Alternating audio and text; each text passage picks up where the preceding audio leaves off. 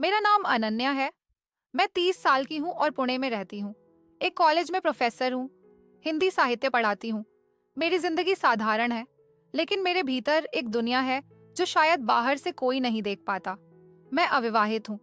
कभी शादी के बारे में सोचा भी नहीं, क्योंकि एक बार प्यार में ठोकर खाई थी। उसका नाम था अर्जुन। कॉलेज के दिनों में हमारी दोस्ती हुई, फिर प्यार। लेकिन एक दिन पता चला कि वह किसी और से भी वही बातें कहता था जो मुझसे। उस दिन मेरा भरोसा टूट गया।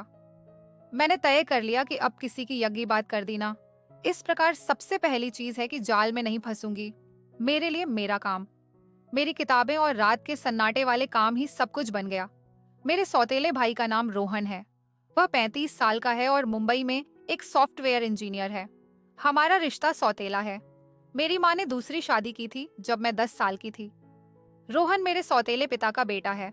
बचपन में हमारी ज्यादा और बनती नहीं थी। वह अपने दोस्तों के साथ रहता था और मैं अपनी किताबों में माँ और उनके पिता के बीच भी ज्यादा गर्मजोशी नहीं थी। शायद इसीलिए हमारा रिश्ता भी औपचारिक ही रहा।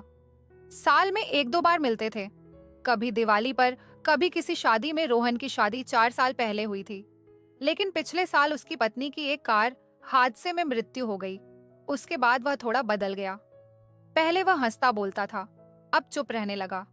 फिर पिछले हफ्ते उसने मुझे फोन किया, अनन्या मैं कुछ दिनों के लिए पुणे आ रहा हूँ। काम के सिलसिले में और एक रात रहूंगा और तुम्हारे साथ थोड़ा वक्त भी गुजार लूंगा। मैंने कहा आ जाओ, अच्छा लगेगा। मुझे सचमुच खुशी हुई। आखिर परिवार का कोई सदस्य घर आए तो मन को सुकून मिलता है। वह शुक्रवार की दोपहर पहुंचा। मैं कॉलेज से लौटी तो देखा कि वह मेरे घर के सोफे पर बैठा चाय पी रहा था। उसने मुझे देखकर हल्की सी मुस्कान दी और बोला, क्या हाल है प्रोफेसर साहिबा? जिम, मैंने हंसकर जवाब दिया, बस किताबों और बच्चों के बीच जिंदगी कट रही है। तुम बताओ। उसने चाय का कप टेबल पर रखा और कहा, बस काम और अकेलापन, सोचा काम के बहाने तुमसे मिल लूं। फिर शाम को हमने साथ में खाना बनाया। मैंने दाल और चावल बनाए, उसने सब्जी किचन में खड़े खड़े। उसने कहा, अनन्या तुम अभी भी वही पुरानी दाल बनाती हो जो मुझे मुझे पसंद नहीं थी। मैंने हंसते हुए कहा, और तुम अभी भी वही शिकायत करते हो। कुछ तो बदला करो। खाना खाने के बाद हम लिविंग रूम में बैठे। टीवी पर एक पुरानी फिल्म चल रही थी। हमने थोड़ी देर देखी। फिर मैंने कहा, चलो छत पर चलते हैं। हवा अच्छी चल रही है। पुणे की शाम ठंडी और सुहानी होती है। मुझे छत पर बैठना पसंद है। हम इस पर इतवार रहे। 2 कुर्सियां डाली और बातें करने लगे। रोहन ने अपनी जॉब की बातें बताई, कैसे उसका बॉस उसे परेशान करता है, कैसे वह रात रात भर कोड लिखता है। जो मैंने कॉलेज के कुछ किस्से सुनाए, कैसे एक स्टूडेंट ने मेरे लेक्चर के बीच में कविता पढ़ना शुरू कर दिया था। रात गहराने लगी थी। करीब 10 बजे मैंने कहा, रोहन अब सोते हैं, मुझे सुबह कॉलेज जाना है। उसने सहमति में सिर हिलाया। मेरा घर 2 मंजिला है। नीचे का कमरा मैंने उसे दिया और मैं ऊपर अपने कमरे में चली गई।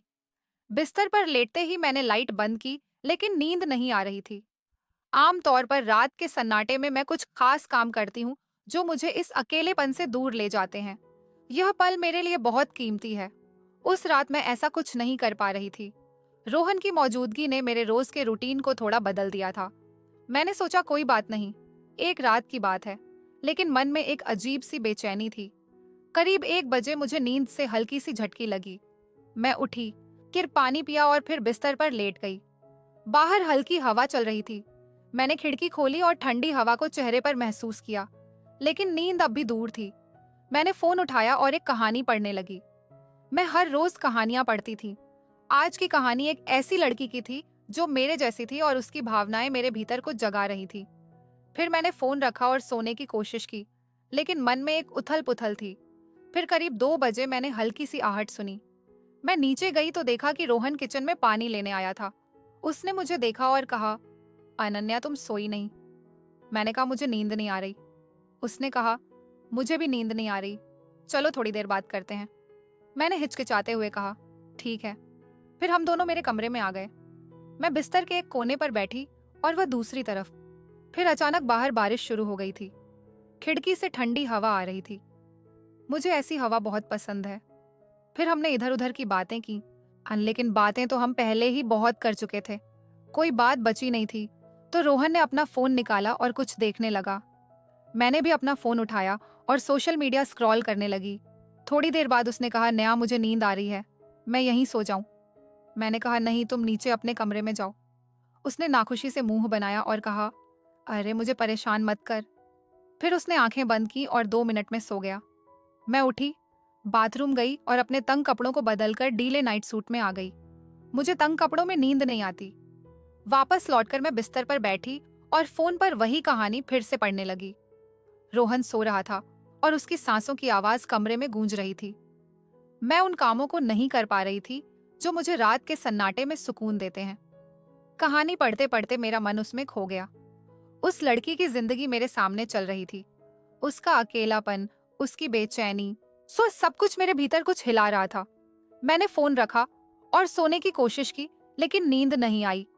रोहन की खर्राटों की आवाज मुझे और परेशान कर रही थी। अगर वह वहां नहीं होता तो शायद मैं अपने विचारों में डूब जाती या कुछ ऐसा करती जो मुझे रात के अकेलेपन में अच्छा लगता है। लेकिन उसकी मौजूदगी ने सब कुछ रोक दिया था। मैं अपने ही ख्यालों में उलझक गई थी। तभी रोहन ने करवट बदली और सीधा हो गया। उस पे से हल्का सा कंबल सरका। उसने पतला सा कुर्ता और पायजामा पहन रखा था। रोहन की शक्ल अंधेरे में साफ नहीं दिख रही थी, लेकिन उसकी हरकत ने मुझे चौंका दिया। मैंने नजरें फेर ली, लेकिन मन में एक अजीब सी हलचल हुई। मैं खुद को शांत करने की कोशिश कर रही थी, लेकिन कुछ ऐसा था जो मुझे बार बार उसी ओर खींच रहा था। मेरा दिल तेजी से धड़कने लगा। मैंने सोचा, यह क्या हो रहा है? मैं ऐसा क्यों सोच रही हूँ? एक तरफ डर था कि अगर मेरे विचारों ने रास्ता बदल लिया तो क्या होगा, और दूसरी तरफ एक अनजानी उत्सुकता थी। मैंने खुद को समझाया, लेकिन मन का एक कोना कुछ और बह रहा था। मैंने गहरी सांस ली और आंखें बंद कर लीं, लेकिन नींद अब भी कोसों दूर थी। तभी रोहन का फोन बजा। वह गहरी नींद में था, लेकिन फोन मेरे पास रखा था।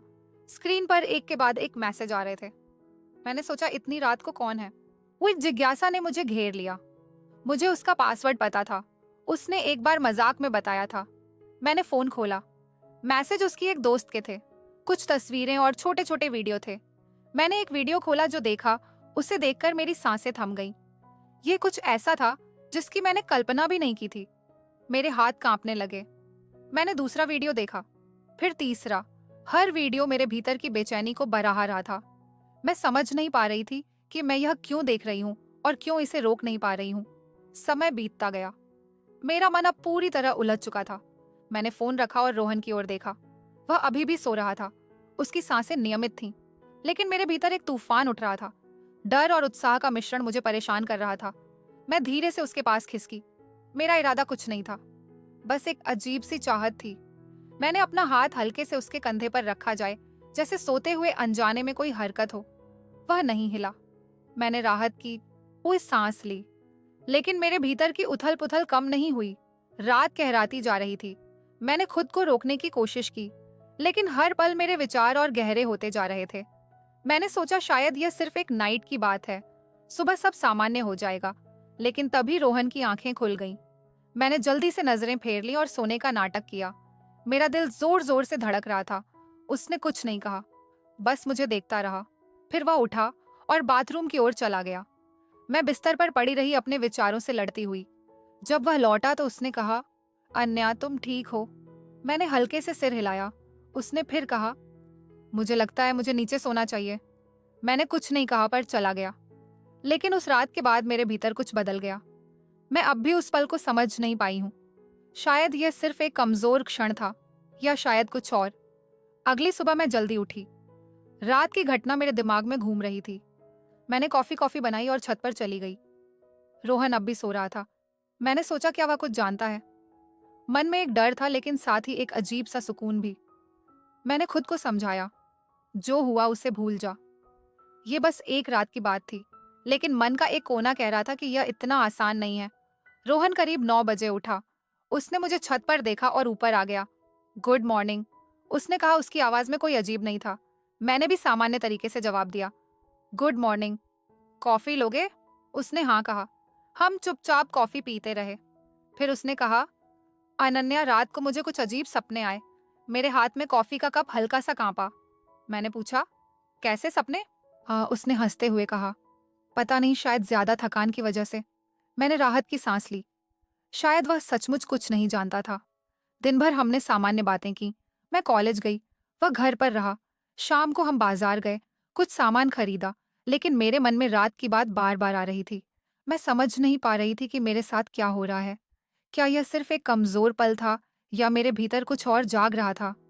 रोहन के साथ मेरा रिश्ता हमेशा सौतेला रहा था, न ज्यादा करीबी न ज्यादा दूर। लेकिन उस रात के बाद कुछ बदल गया था। उस दिन रोहन ने मुझे बताया कि वह 3-4 दिन और यहीं रहने वाला था। यह सुनते ही मेरा मन उदास हो गया, क्योंकि रात के सन्नाटे में मुझे किताबें पढ़ना, किताबें लिखना, एक कहानियां पढ़ना अच्छा लगता था जो मुझे सुकून देते थे। अब 3-4 दिन और मुझे इन कामों से छुट्टी लेनी पड़ेगी। रोहन 4 दिन तक मेरे यहाँ रहा। हर रात मैं सोचती कि क्या फिर वही होगा, लेकिन ऐसा कुछ नहीं हुआ। वो तनाचा आता है, अपने कमरे में सोता और मैं अपने में। लेकिन मैं अपने फेवरेट काम नहीं कर पाती, जैसी किताबें लिखना, किताबें पढ़ना। फिर भी मेरे मन में एक अजीब सी हलचल थी। 5वें दिन वह मुंबई वापस चला गया। जाते वक्त उसने कहा, अन्या फिर मिलेंगे, अपना ख्याल रखना। मैंने हाँ में सिर हिलाया। लेकिन जब वह गया तो घर में एक अजीब सा खालीपन जा गया। उसके जाने के बाद मैंने अपनी डायरी खोली और सब कुछ लिख दिया। रात की बेचैनी, मेरे विचार, मेरी उलझन, सब कुछ। लिखते वक्त मुझे एहसास हुआ कि शायद यह सिर्फ एक रात की बात नहीं थी। मेरे भीतर कुछ बदल रहा था। मैंने सोचा, क्या मुझे जिंदगी को एक और मौका देना चाहिए? क्या मुझे अपने अतीत को भूलकर आगे बढ़ना चाहिए? ये रोहन के साथ जो हुआ वह शायद बहाना था। असल में यह मेरे अपने मन की लड़ाई थी। फिर कुछ दिन बाद रोहन ने फिर फोन किया। उसकी आवाज में वही पुरानी गर्मजोशी थी। अनन्या, अगले हफ्ते पुणे आ रहा हूँ एक प्रोजेक्ट के सिलसिले में। क्या मैं फिर से तुम्हारे यहाँ रुक सकता हूँ? मैंने हिचकिचाते हुए कहा, हाँ क्यों नहीं। लेकिन मेरे मन में